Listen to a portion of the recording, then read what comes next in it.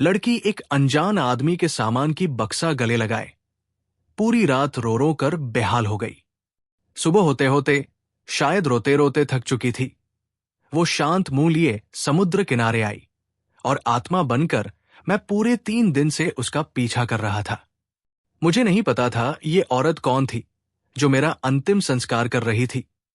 बस इतना पता था कि उसके हाथ में जो कैंडी रैपर था वो कुछ जाना पहचाना सा लग रहा था।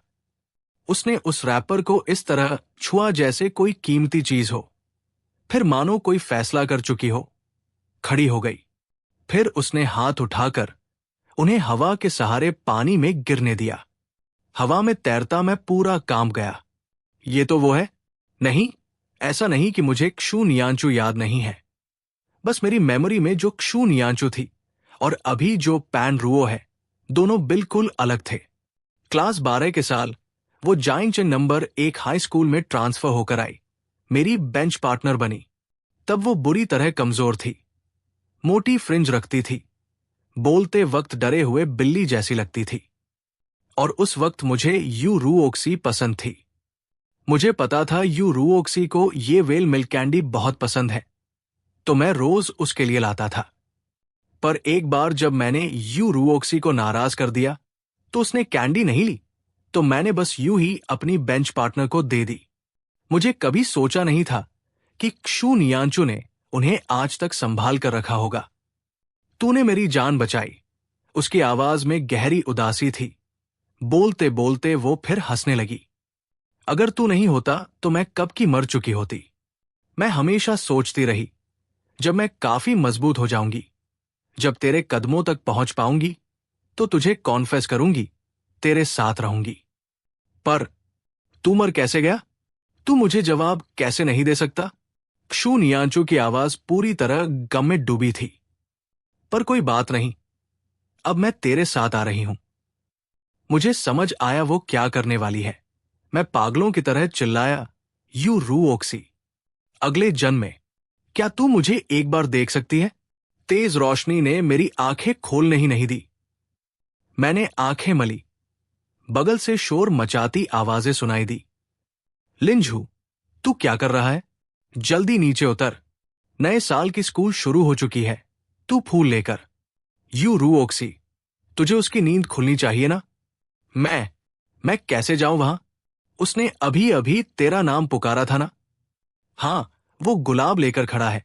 जरूर तुझे कॉन्फेस करने वाला है। वो तुझे पसंद करता है। तुझे पता नहीं क्या? कुछ तो बोल। ये तो मेरा बेस्ट दोस्त मोटा ल्यू शिफू वाली आवाज है। क्या मैं सपना देख रहा था? मैंने हैरा होकर आंखें खोली। सामने सीढ़ियों के नीचे स्टूडेंट्स की भीड़ खड़ी थी। इस वक्त मैं हाथ में गुलाब का गुच्छा लिए फ्लैग होस्टिंग प्लेटफॉर्म पर खड़ा था। ये तो क्लास 12 वाला वो 100वां दिन वाला फंक्शन है। क्या मैं रीबर्थ ले चुका हूं? पर रीबर्थ का ये मोमेंट इतना उलझा हुआ क्यों है? मोट की बात से लगा। मैं पहले ही प्लेटफॉर्म पर यू रूओक्सी का नाम चिल्ला चुका था और अब आगे वो कानफोड़ू मुझे तुझसे प्यार है वाला वाक्य आने ही वाला था। पिछले जन्म में उसने मुझे इतना लटकाए रखा। आखिर में मेरा पूरा घर परिवार बर्बाद हो गया, तो अब दोबारा वही गलती कैसे दोहराऊं? मैंने चारों तरफ देखा। अचानक एक तरकीब सूझी। हाथ में पकड़ा माइक्रोफोन उठाया। वो, सब लोग शांत हो जाओ, मैंने कहा। यू रूओक्सी घबराकर अपनी उंगलियां मरोड़ने लगी। असल में मैं ये कहना चाहता था। मैंने कहा, तेरे जूट के लेसेस बहुत नीचे हैं। क्या? तुरंत प्लेटफॉर्म की तरफ भागने ही वाला झंग बापी तुरंत रुककर आंखें फैला बैठा। जवाब सोच रही यू रूओक्सी भी चौंक गई। पूरा ग्राउंड हैरान रह गया। क्या? कैसे लेसेस? क्या कह रहा है ये? यू रूओक्सी क्लासमेट, मैंने कहा। मैं कह रहा था तेरे जूट के लेसेस नीचे लटक गए हैं। आज ग्राउंड पर इतनी भीड़ है, कहीं गिर मत जाना। फिर मैंने मुड़कर सामने हजारों स्टूडेंट्स की तरफ देखा। आप सब सोच रहे होंगे मैं ये फूल लेकर क्या कर रहा हूं। आज हमारे क्लास 12 का 100वां दिन है। 100 दिन बाद हम सब आर्मोर पहनकर मैदान में उतरेंगे, अपनी जिंदगी के सबसे इंपॉर्टेंट स्टेप के लिए गाओ गाओ। पर हमारी जिंदगी में हम अकेले नहीं होते। कुछ लोग बिना किसी शोर शराबे के हमारे साथ चलते रहते हैं। हमारे टीचर्स, जिन्होंने हमें बड़ी मेहनत से पढ़ाया। तो ये फूल मैं हमारे सभी टीचर्स को समर्पित करता हूं।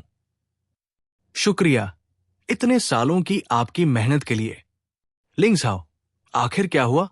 यू रुओक्सी ने तुझे गुस्सा दिलाया क्या? अभी अभी तेरा वो अंदाज तो सीधा कॉन्फेस करने वाला था। क्लास में वापस आते ही मोट बेसब्री से मेरे बगल में बैठ गया। मैंने जल्दी से उसे धकेला। इस जगह मत बैठ, हट जा। क्या? इस जगह पे तो ये जगह क्षु नियांचू के लिए रखी है, मैंने कहा। मुझे याद था, पिछले जन्म में इसी 100वें दिन वाले दिन ही क्षु नियांचू हमारी क्लास में ट्रांसफर होकर आई थी। मेरी बेंच पार्टनर बनी थी। मोट का चेहरा सवालिया निशान बन गया। भाई, तू क्या बोल रहा है? आज तू बहुत अजीब लग रहा है। इसी वक्त क्लास बेल बज गई। वो फुर्ती से भागकर अपनी जगह पर जा बैठा। मैंने तुरंत सीधे होकर बैठ गया। आ गई, आ गई। क्षु नियांचू अब बस आने ही वाली है। सोचते सोचते फिर सही नहीं लगा, तो मैंने मोट के टेबल से एक टिश्यू रोल उठाई, अपनी टेबल चेयर को ध्यान से पोंछना शुरू कर दिया। शांति, क्लास टीचर ल्यू किंग्या क्लास में घुसी। मैंने जल्दी से उनके पीछे नजर दौड़ाई। वही खड़ी थी, वो अपनी एग्जिस्टेंस को न्यूनतम रखे, कागज की तरह पतली, वो छोटी सी लड़की, वैसी ही जैसी पिछले जन्म में पहली बार मिली थी। पैच्ड हुआ हल्का गुलाबी भूरा बैग कंधे पर, अपनी साइज से एक नंबर बड़ी यूनिफॉर्म पहने, दोनों हाथ नर्वसली जोड़े हुए, सिर झुकाए, बहुत सावधानी से चलती हुई। क्षु नियांचू, आखिरकार मैंने तुझे देख लिया। मेरे दिल में एक हल्का सा झटका सा लगा। पिछले जन्म में उसने मेरा अंतिम संस्कार करने के बाद कोने में सिमटकर फूट फूट कर रोई थी। उस छोटी सी आकृति की याद आ गई। उस पल मेरा मन कर रहा था उसे गले लगा लूं, पर उस वक्त मैं तो बस एक भटकती हुई आत्मा था, कुछ कर ही नहीं सकता था। मुझे बस सीने में गहरी पीड़ा महसूस होती थी। बहुत लंबे वक्त बाद कोई मुझे इतना इंपॉर्टेंस देता था। मुझे यकीन ही नहीं हो रहा था, इस दुनिया में इतना गहरा और सच्चा एहसास भी मौजूद है। मुझे नहीं पता वो मुझे क्यों पसंद करती है, पर अभी मैं सिर्फ 17.5 साल का हूं। समझने के लिए ढेर सारा वक्त है। आज हमारी क्लास में एक नई स्टूडेंट आई है। क्लास टीचर बोली। मेरे बगल में जो खड़ी है, नाम है क्षु नियांचू, सब लोग तालियां बजाकर स्वागत करें। फिर उन्होंने कहा, आओ क्षु नियांचू, अपना शॉर्ट सेल्फ इंट्रोडक्शन दे दो। मैं क्षु नियांचू घबराकर खड़ी रही, सिर्फ एक शब्द बोल पाई और गहरी शर्मिंदगी से सिर झुका लिया। उसके कसकर मुड़े हाथ अपने पैर के सोल से रगड़ते रहे। ये डरी हुई है, सोचकर सही भी लगा। पिछले जन्म में मैं क्षु नियांचू के साथ सिर्फ 2 दिन बेंच पार्टनर रहा था, पर उसे मैंने कभी शायद ही कुछ बोलते सुना हो। बगल में बैठे क्लासमेट्स भी अब फुसफुसाने लगे थे। क्लास टीचर को भी क्षु नियांचू की घबराहट का एहसास हुआ। उन्होंने बात संभाली। आखिरकार बहुत नर्वस क्षु नियांचू ने राहत की सांस ली। किसी तरह ये मुश्किल पार हुई। वो तुरंत प्लेटफॉर्म से नीचे उतरी, मेरी तरफ चलने लगी। पूरी क्लास में सिर्फ एक जगह खाली थी। टीचर ने कहा वही जाना है। वो बुदबुदाई। मेरे नए बेंच पार्टनर का नाम है लिंग्ज़हाओ। उसे आते देखकर मेरे होंठ अपने आप मुड़ गए।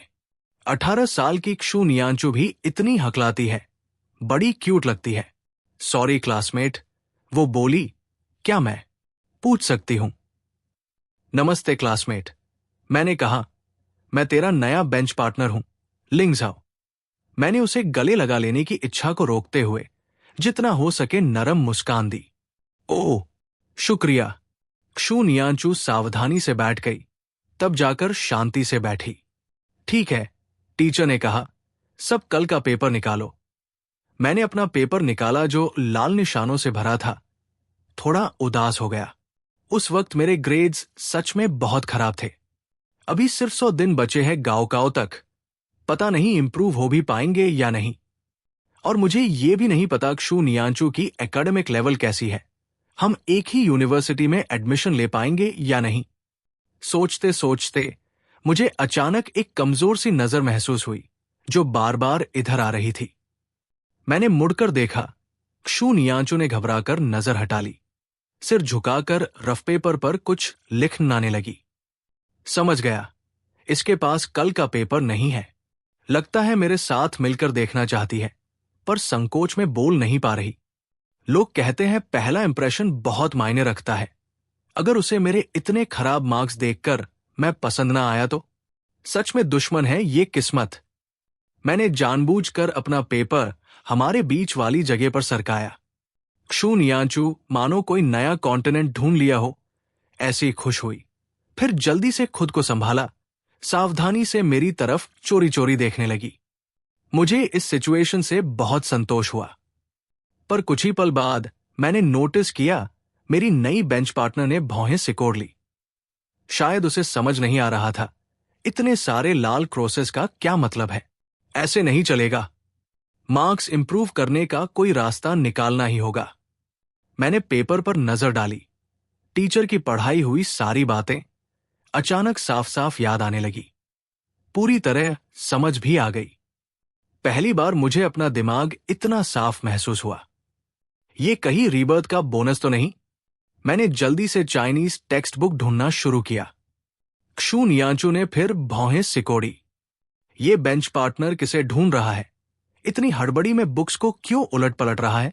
अरे, वो बोली, तुम। ओह, मैंने कहा, मैं इस क्वेश्चन का ओरिजिनल टेक्स्ट देख रहा हूं। क्षु नियांचू ने वो क्वेश्चन देखा, फिर मेरी उल्टी पलटी टेक्स्ट बुक को देखा। थोड़ा तरस आया। ये पोअम क्लास 11 सेकेंड हाफ में है, पेज 103 पर।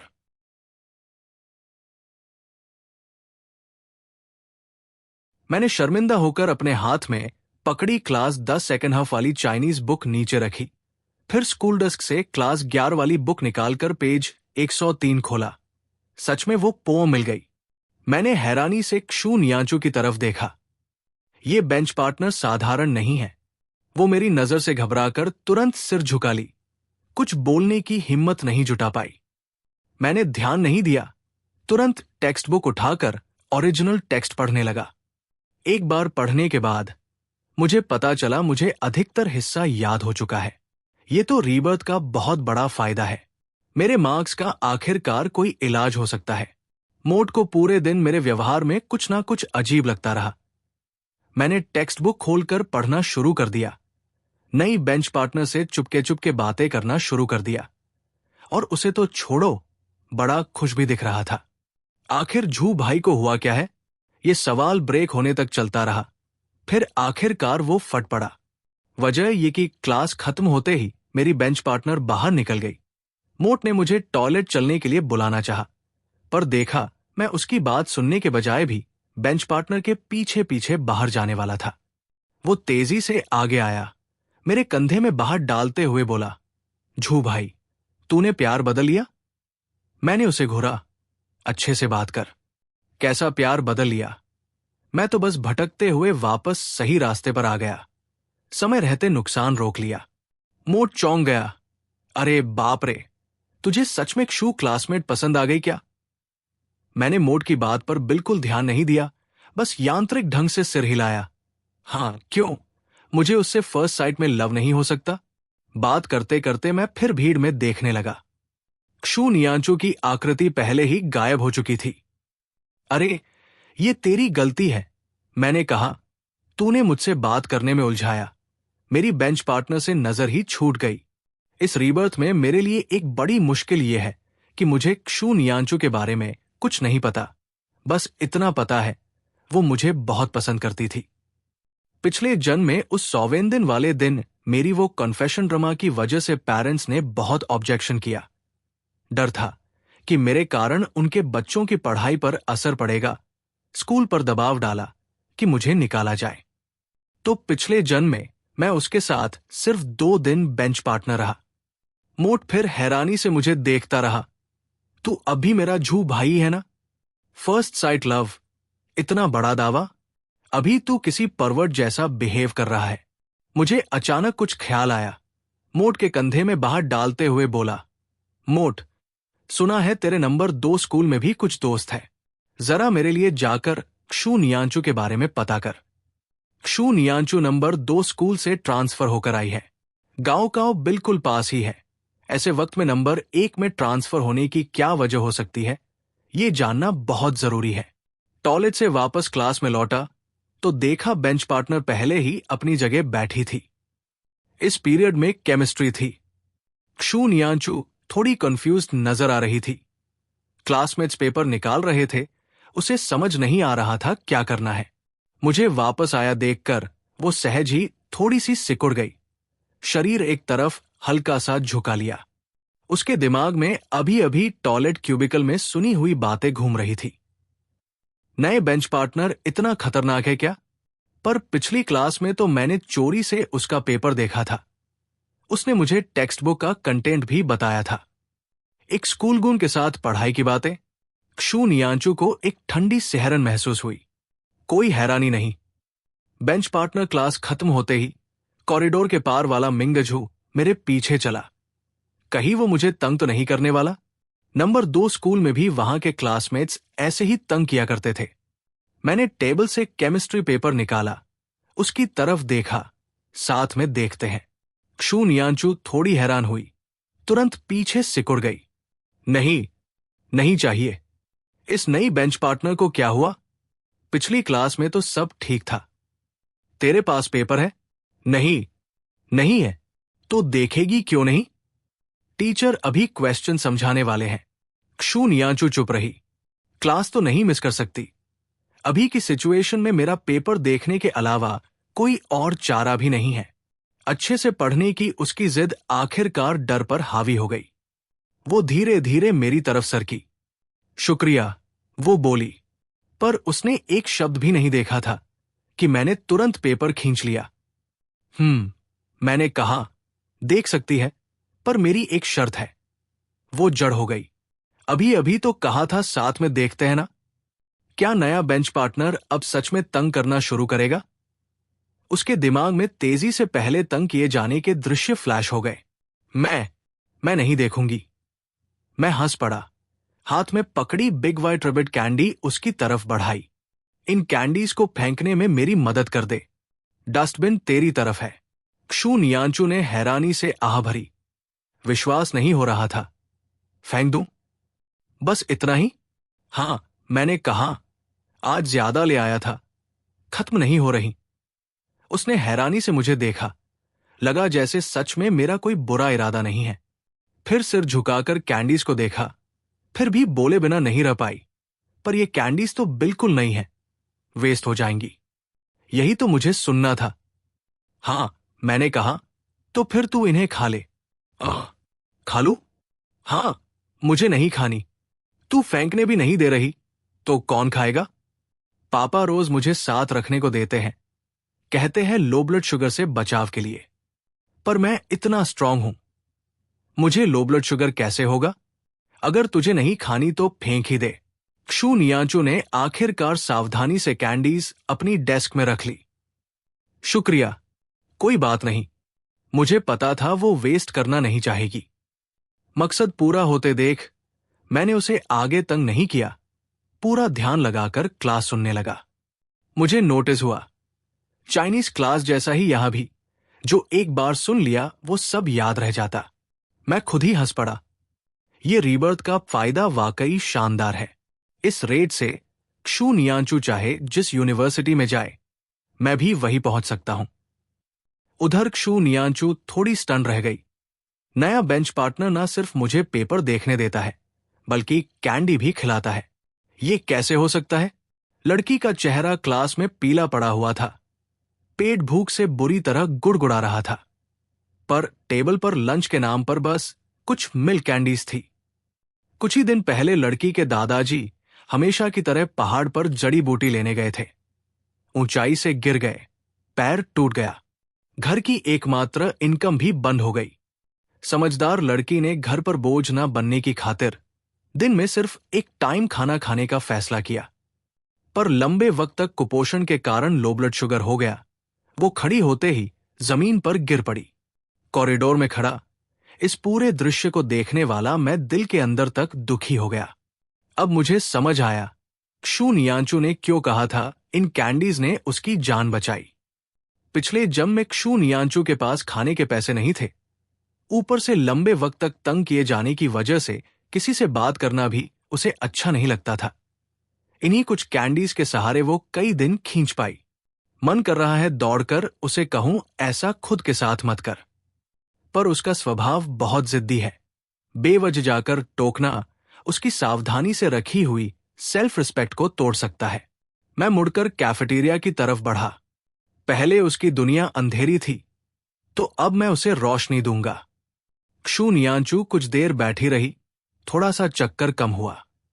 आज उसका नंबर एक स्कूल में पहला दिन था। भले टीचर ने भरोसा दिलाया था कि उसके स्कूल फीस माफ करेंगे और फाइनेंशियल एड के लिए अप्लाई करेंगे, पर अप्लाई होने में अभी कुछ दिन लगते। उसके पास बस दादी ने जाते वक्त दिए 10 युआन थे, पता नहीं कब तक चलेंगे। उसने सोचा था दोपहर बिना खाना खाए निकाल लेगी, पर लो ब्लड शुगर फिर से आ गया। अच्छा हुआ बेंच पार्टनर की दी हुई कैंडी थी। एक खाली तो सच में काफी राहत मिली। ये बेंच पार्टनर भले थोड़ा सा वेस्टफुल है, पर लगता है इतना बुरा भी नहीं। ये बेंच पार्टनर असल में कैसा इंसान है जो लोगों ने बताया था उससे कुछ भी मेल नहीं खा रहा। सोच ही रही थी कि मेरी आवाज दरवाजे से आई। ल्यू मोट, मैंने कहा ना खत्म नहीं होगा। तूने फिर भी इतना क्यों खरीद लिया? देख, अब क्या करें? भाई, मुझे डर था तेरे लिए कम पड़ जाए तो चूंकि कोई खाने वाला नहीं है, फेंक ही दे। बात करते करते हम क्षु नियांचू के सामने आ गए। उसने देखा मेरे हाथ में चिकन लेग ब्रेड और मिल्क था। उसने जल्दी से अपने गुड़गुड़ाते पेट को कसकर दबाया, कहीं किसी को सुनाई ना दे जाए। अरे, मैंने कहा, ये भी मेरे लिए फेंक दे। फिर से फेंकना है? हां, वैसे भी मैं खा नहीं पाऊंगा। क्षु नियांचू झिझकी। जब वो समझ नहीं पा रही थी क्या करे, मैंने फिर कहा, अगर वेस्ट लगता है तो तू ही खा ले, मुझसे सच में नहीं खाया जाएगा। कहते कहते मैंने एक जोरदार ब भी ली। वो हैरान होकर सिर उठाकर देखने लगी। नहीं हो सकता। क्यों नहीं हो सकता? तू बस मेरी मदद कर रही है ना। अगर पापा को पता चला मैं खाना फेंक रहा हूं तो मुझे मार पड़ेगी। पर क्षु नियांचू की बात पूरी होने से पहले ही मैंने तेजी से ब्रेड उसके मुंह में डाल दी। पर मत कर, जल्दी खा। वो हैरानी से आंखें फाड़े देखती रही। घबराकर ब्रेड मुंह से निकालने ही वाली थी कि उसके गाल पर मेरी उंगली की हल्की ठंडी छोन लगी। गाल तपने लगे। मुंह, मुझे तेरा शुक्रिया अदा करना चाहिए। उसने मुझे खाना दिया और शुक्रिया भी कहा। इतना अच्छा इंसान कैसे बुरा हो सकता है? उसने ब्रेड का एक छोटा सा बाइट लिया। खुशबू पूरी टेस्ट बड्स में फैल गई। उसे इतनी संतुष्टि पहले कभी महसूस नहीं हुई थी। सिर्फ उसे याद आया मैंने अभी उसे छोटी बेंच पार्टनर कहकर बुलाया था।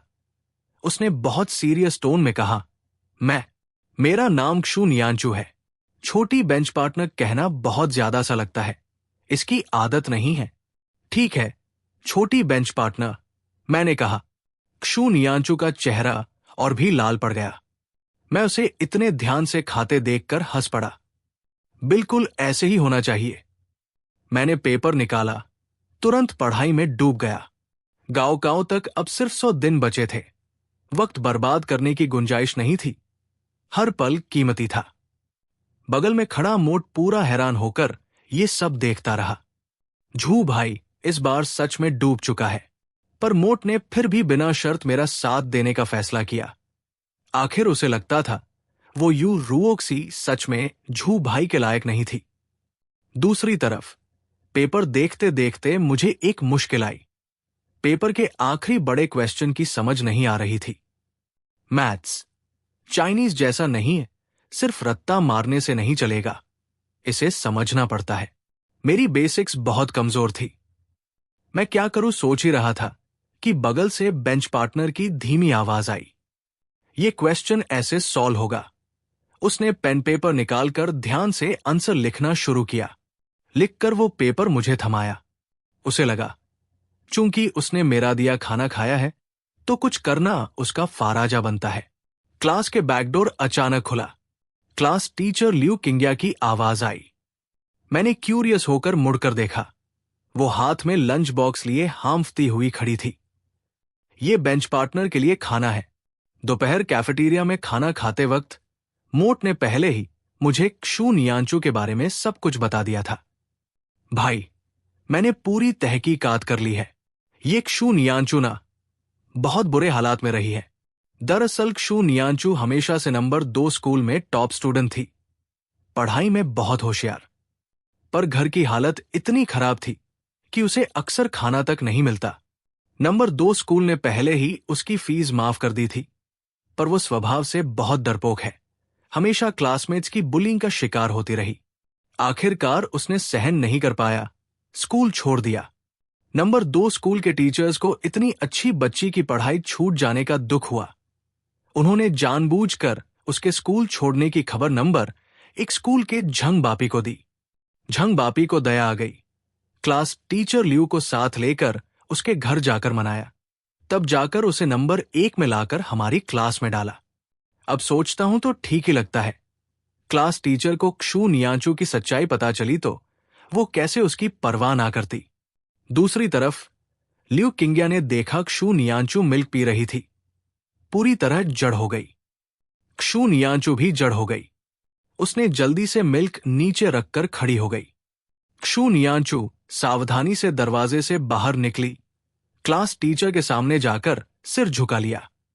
ल्यू किंग्या को उसे देखकर तरस आ गया। क्षु नियांचू थोड़ी अचंभित थी। उसे लगा क्लास टीचर को उसकी सिचुएशन पर कुछ गलतफहमी हुई है। सोचा शायद उन्हें लगा मैं उसे तंग कर रहा था। क्षु नियांचू ने घबराकर सिर उठाया।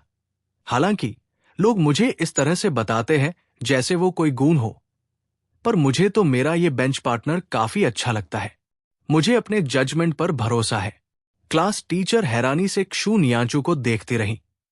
क्षु नियांचू ने सिर हिलाया। उसने बताया आज सुबह वो ध्यान से क्लास सुन रहा था। ब्रेक में भी किताबें पढ़ता रहा, टेक्स्ट बुक याद कर रहा था। टीचर, कहीं आपको उसके बारे में कोई गलतफहमी तो नहीं? क्लास टीचर को क्षु नियांचू की बात झूठ नहीं लगी। वो और भी उलझन में पड़ गई। आधे अधूरे यकीन के साथ उन्होंने सिर हिलाया। दोपहर स्कूल छूटने के बाद झंग बापी ने मुझे ऑफिस बुला लिया। पता नहीं इस वक्त क्यों बुलाया। ऑफिस पहुंचा तो देखा मेरे पापा भी सोफा पर बैठे हैं। दिल में अचानक एक भावुकता उठी। 20 साल से नहीं देखा उन्हें। पिछले जन्म में 18 साल का मैं जब समझ चुका था यूं रूओक्सी हमेशा से मुझे धोखा दे रही थी, तो मैंने बिना सोचे समझे रात दिन शराब पीना शुरू कर दिया। पापा कितना भी समझाते, मैं नहीं सुनता। एक बार सड़क पर उन्होंने मुझे गुस्सा दिलाया। ट्रैफिक लाइट पर भी मैं नहीं रुका। उन्हें छोड़कर भागने की कोशिश में था कि तभी एक गाड़ी सामने से आई। मैंने सीधे उन्हें गले लगा लिया था। लाओ लिन, आप जिंदा है ये देखकर कितनी राहत मिली। पापा जड़ हो गए। मेरे इस तरह गले लगाने से थोड़े असहज हो गए, खासकर किसी बाहरी व्यक्ति के सामने। लिंझू, वो बोले, मैंने तुम्हारे पापा को नहीं बुलाया था, बल्कि कुछ चिंतित पेरेंट्स ने ही उन्हें कॉल किया। वो चिंतित होकर तुम्हें देखने आए। डर था कहीं स्कूल तुम्हें निकाल ना दे। पापा हंसते हुए बोले, मुझे तो बस फिक्र थी। वो गुलाब वहां रखा है। हमारे टीचर्स के लिए झंग शुकी ने कोने में इशारा किया, जहां दिन भर से फूल पड़े थे। लाओ लिन, लिंझू एक अच्छा बच्चा है। मैं उन पेरेंट्स को समझा दूंगी। आप बेफिक्र रहें, अच्छे बच्चे। इस बार अच्छा किया, मेरी इज्जत नहीं गिराई, पापा ने कहा। ऑफिस से बाहर निकलते ही पापा मुझे रहस्यमय ढंग से कोने में ले गए। बदमाश, जल्दी बता, टीचर ने अभी कहा तूने आज अच्छा परफॉर्म किया। तूने आज किया क्या? कुछ खास नहीं, मैंने कहा। बस दोपहर 2 सवाल सही सॉल्व किए। पापा, इसमें कुछ नहीं है। मैंने पढ़ाई पूरी तरह ठीक से करने का फैसला किया है। ये तो होना ही चाहिए। कोई और बात नहीं तो मैं क्लास में वापस जाता हूं। अरे नहीं नहीं, पापा बोले, मैं तेरे लिए खाना भी लाया हूं। कहते हुए उन्होंने अपने बैग से एक लंच बॉक्स निकाला। अंदर पके हुए रिब्स और चावल थे। ले, अच्छे से खा। फिर जेब से एक मुट्ठी भर बिग वाइट रैबिट कैंडी निकाली। ये भी ले, तेरी फेवरेट चीज। उन्हें लगता था मैं ये हमेशा खरीदता हूं, तो सोचा मुझे बहुत पसंद है। मैंने बेप्सी से लंच बॉक्स और कैंडी ले ली। आप तो पूरा घर उठाकर यहां ले आना चाहते हैं पापा। ठीक है पापा, अब सच में मुझे जाना होगा। ठीक है, जा जल्दी। मैं घर पर तेरा इंतजार करूंगा। अच्छा। मैं 2 कदम चलकर फिर मुड़ा। लाओ लिन, आप मेरे लिए एक मम्मी क्यों नहीं ढूंढ लेते? इस बार पापा की डांट खाकर ही मुझे वहां से भागना पड़ा। क्षु नियांचू क्लास में अकेली बैठी थी। उसके लेफ्ट हाथ की तरफ एक किताब और एक कटा हुआ बन रखा था।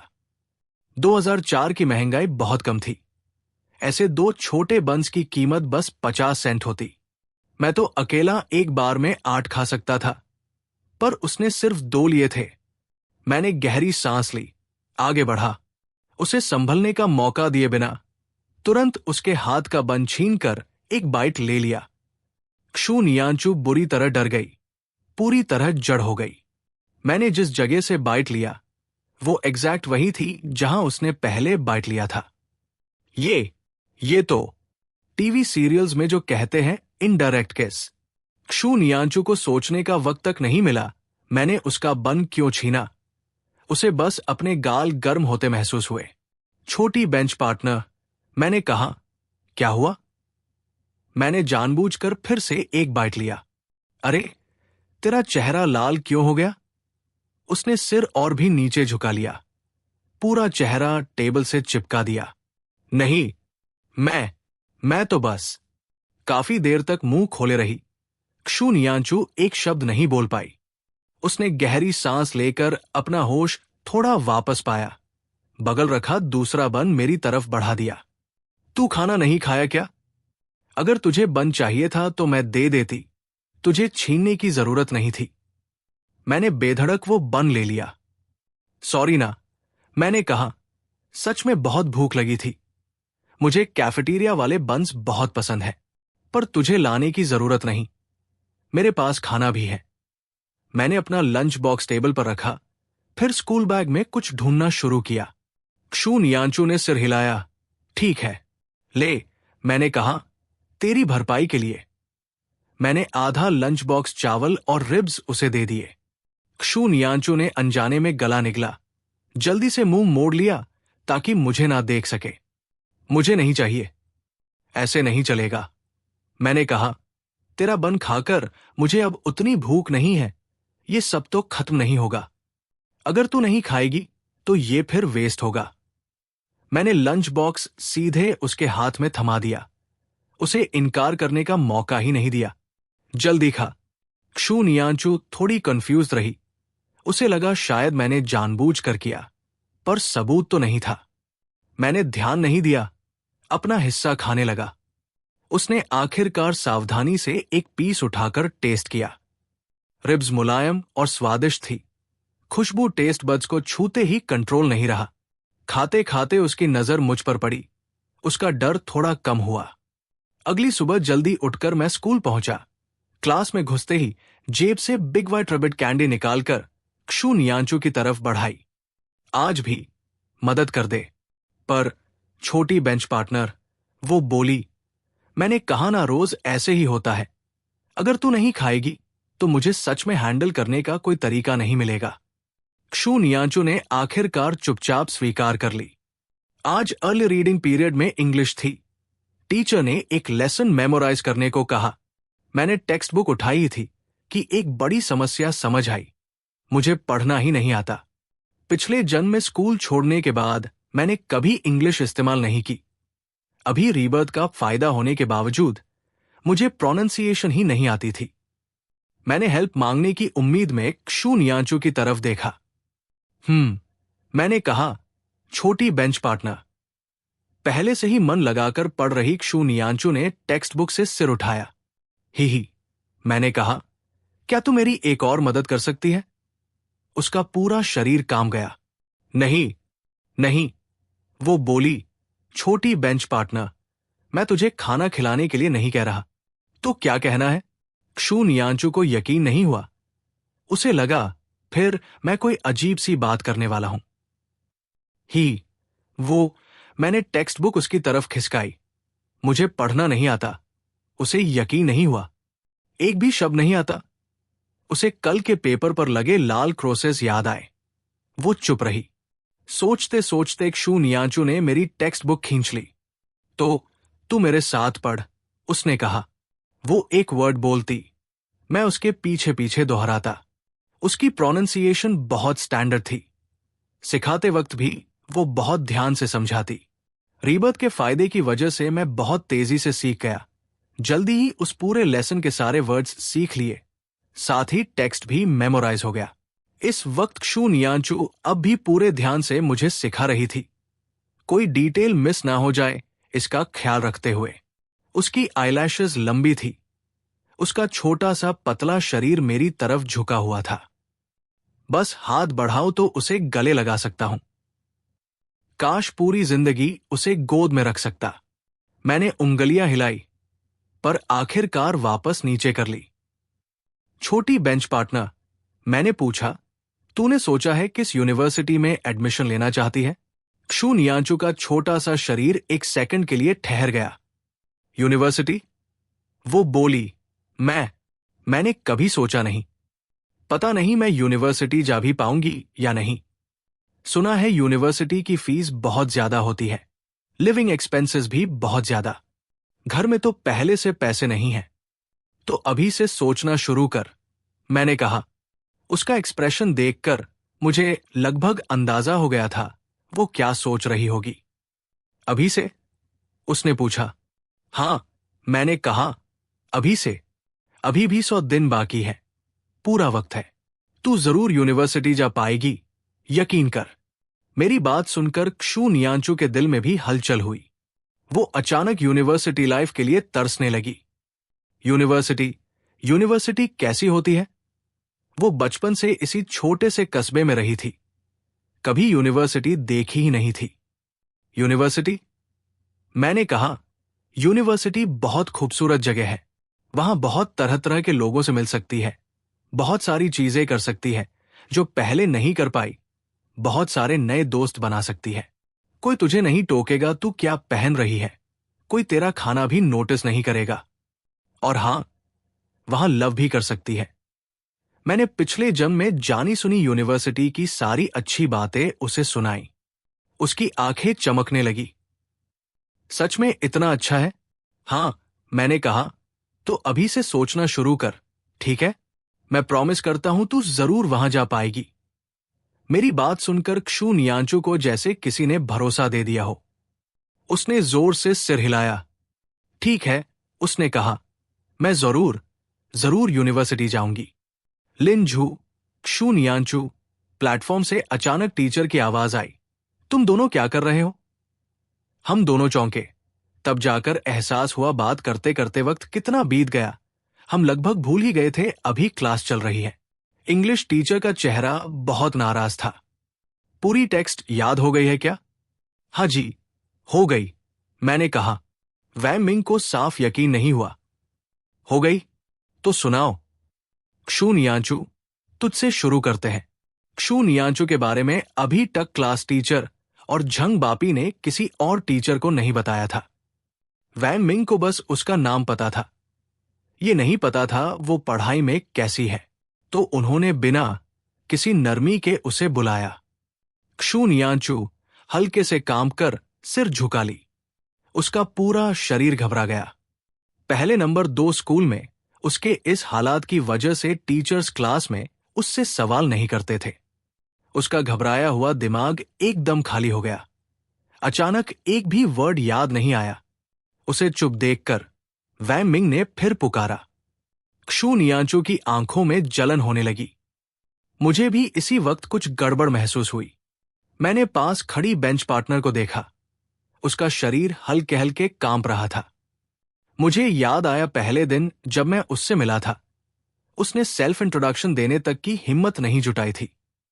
जो इंसान इतने वक्त से खुद को कमजोर और शर्मीला समझता आया हो, उसके लिए रोशनी में दोबारा खड़े होना इतना आसान नहीं होता। ये सोचते ही मैंने जल्दी से हाथ उठाया। वैन टीचर, मैंने कहा, नहीं, ऐसा है वैन टीचर, मुझे लगता है हम दोनों को अलग अलग सुनाना वक्त बर्बाद करना है। अर्ली रीडिंग पीरियड में वैसे भी वक्त कम होता है। आप ऐसा करें ना, मैं टेक्स्ट रिसाइट करता हूं। क्षु क्लासमेट उसे लिखकर डिक्टेट करती है। क्षु नियांचू ने अचानक सिर उठाया। वैन मिंग ने भी सोचकर सिर हिलाया। राहत पाई क्षु नियांचू ने मेरी तरफ एक नजर देखी, मानो उसे कोई हौसला मिला हो। उसने अपने पेंसिल बॉक्स से पेन निकालकर लिखना शुरू कर दिया। वैन मिंग भी हमारे पास आकर ध्यान से देखने लगी। बाकी स्टूडेंट्स के चाइनीज एक्सेंट वाली इंग्लिश से अलग मेरा प्रोनाउंसिएशन बिल्कुल स्टैंडर्ड था। वैन मिंग को थोड़ी हैरानी हुई। फिर उन्होंने सिर झुकाकर क्षु नियांचू की तरफ देखा। उसका हैंडराइटिंग बेहद सुंदर था। डिक्टेट करते वक्त उसकी हरकत बिल्कुल रुकवत फ्री थी, बहती हुई। मेरा रिसाइट करना खत्म होते होते वैन मिंग के टाइट चेहरे पर धीरे धीरे मुस्कान आने लगी। कुछ ही पल में क्षु नियांचू का लिखना भी खत्म हुआ। वैन मिंग ने उसकी दी हुई नोटबुक लेकर फिर से संतुष्ट मुस्कान दी। पूरी क्लास हैरान रह गई। अर्ली स्प्रिंग की सुबह अभी भी थोड़ा अंधेरा था। 7 बजे क्लास खत्म होने पर बाहर अभी भी धुंधलका था। मोट मुझे जल्दी खाना खाने के लिए उकसाने लगा। मैंने अपनी नजरें बेंच पार्टनर पर टिकाई। कल पहले ही उसे 2 बार खाना और कैंडी खिलाकर फंसा चुका हूं। आज वो पहले से ज्यादा समझदार लगती है। आज खाने के लिए कौन सा नया तरीका ढूंढूं? लिंग झाओ, क्षु नियांचू की आवाज अचानक आई। मैं, आज मेरे पास पैसे हैं। लिव टीचर ने सुबह मुझे 100 युआन दिए हैं। Live teacher? हाँ हाँ, वो बोली।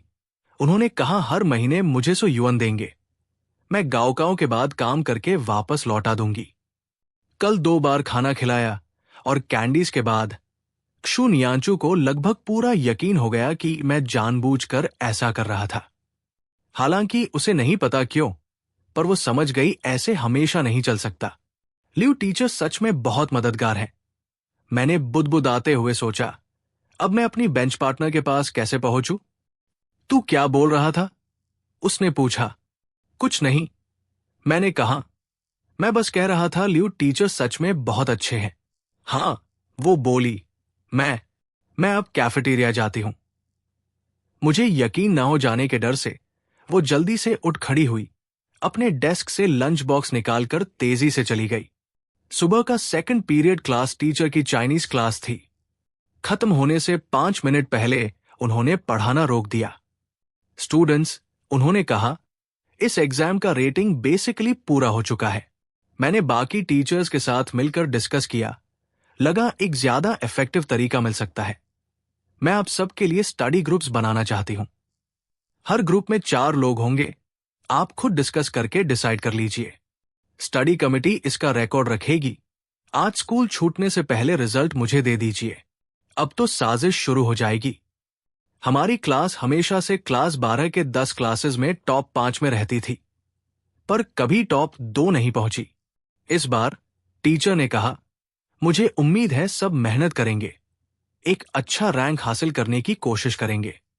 क्लास खत्म होने के बाद स्टडी कमेटी मेंबर फैन यूजे क्षु नियांचू के पास आया। क्षु क्लासमेट, उसने कहा, मैं हमारी क्लास का स्टडी कमेटी हूं। फैन यूजे, हमेशा क्लास का फर्स्ट रैंक स्टूडेंट। इस बार मैं एक बहुत अच्छा ग्रुप बनाना चाहता हूं। क्या तू मेरे साथ ज्वाइन करेगी?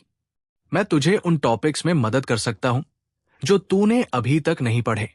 पिछले जन्म में मैं और फैन यूजे कभी नहीं बनते थे। उसे यू रुओक्सी पसंद थी, पर खुलकर बोलने की हिम्मत नहीं थी। पूरे दिन मेरे सामने चीकिनेस भरे टॉन्स कसता रहता। वो इस ग्रुप इनवाइट के पीछे भी कोई अच्छा इरादा नहीं रखता होगा। क्षु नियांचू थोड़ी सी झिझकी। उसे नहीं पता क्यों, बस साफ था कि उसे ये इंसान बिल्कुल पसंद नहीं आया। और वैसे भी उसे किसी के साथ स्टडी ग्रुप में शामिल होने की जरूरत ही महसूस नहीं होती थी। पर वो मना कैसे करे, समझ नहीं पा रही थी। उसने बिना सोचे मेरी तरफ देखा, बिना खुद जाने भी कब मैं उसका सेवियर बन चुका था। डर मत, मैंने कहा। छोटी बेंच पार्टनर, जो तेरा दिल कहे वही चुन। बाकी किसी की राय की फिक्र मत कर। क्षु नियांचू ने सिर हिलाया। उसने कहा, मैंने डिसाइड कर लिया मैं किसके साथ जाऊंगी। फैन क्लासमेट, उसने कहा, सॉरी, पर मैं लिंग झाओ के साथ ग्रुप बनाना चाहती हूं। फैन यूझे एक सेकंड के लिए जड़ हो गया, पूरी तरह हक्का बक्का रह गया। वो मुंह खोले रहा पर कोई शब्द नहीं निकाल पाया। मैं बगल में बैठा संतोष से सिर हिला रहा था। छोटी बेंच पार्टनर ने आखिरकार किसी को मना करने की हिम्मत जुटा ली। ये बहुत अच्छी बात है। इसी वक्त उदास चेहरा लिए मोट मेरे पास आया।